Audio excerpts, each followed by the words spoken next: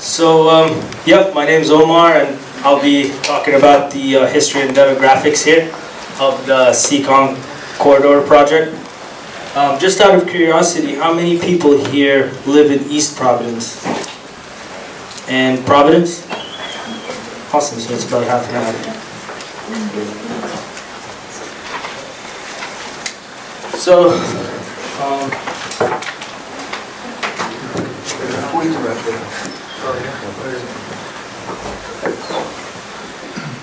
Yes, it's the right one.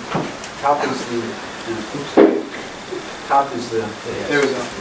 So this is our area of interest. We're doing the analysis on and eventually a design on over right here. So this is the I-95 right here. We're down here, Talkwatton, India Point Park.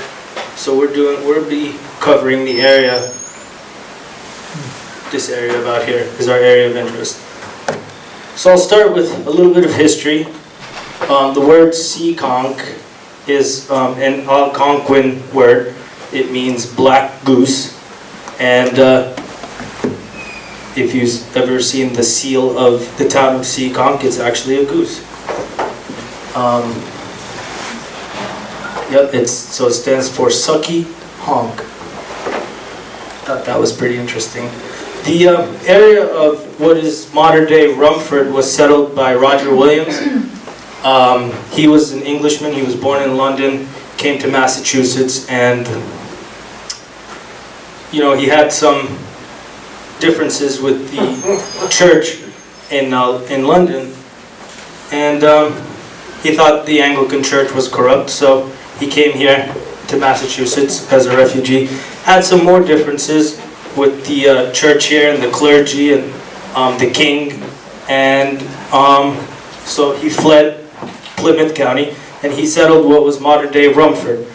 He was still in the boundaries of the Plymouth County area, or as they called it, but and so they told him that if he's still in the area and he's still under their jurisdiction, they would arrest him.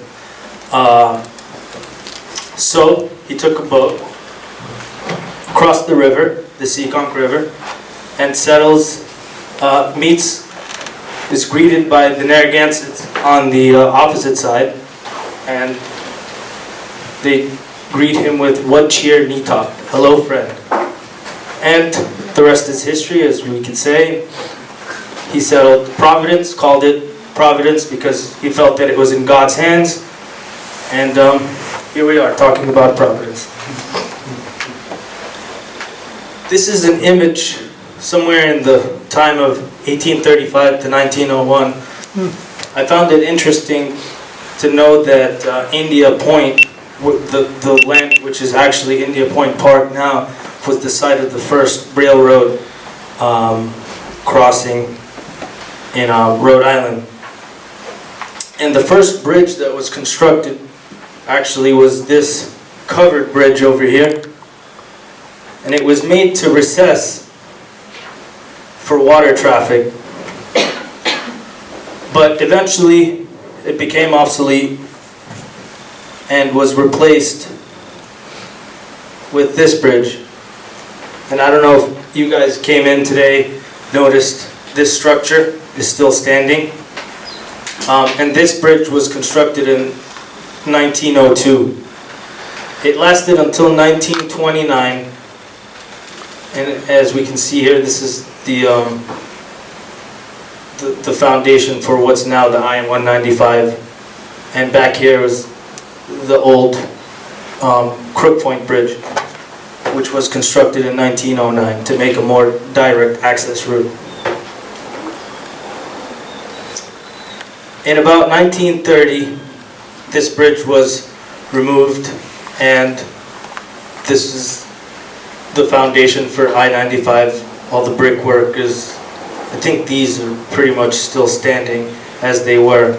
And the bridge was named after George Washington, who was a friend of the guy who designed the bridge.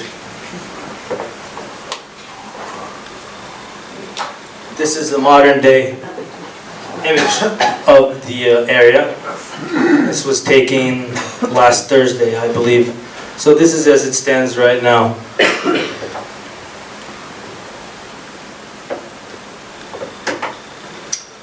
Moving on to demographics, I hope that was not too short of a history. But Ancestry in Providence and East Providence is it's pretty interesting. Providence is number 6. East Providence is number 6 on the list of top 100 cities with the most residents born in Portugal.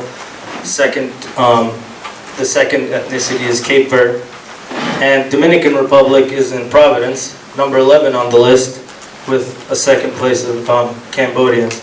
So it's a Portuguese and Spanish war here.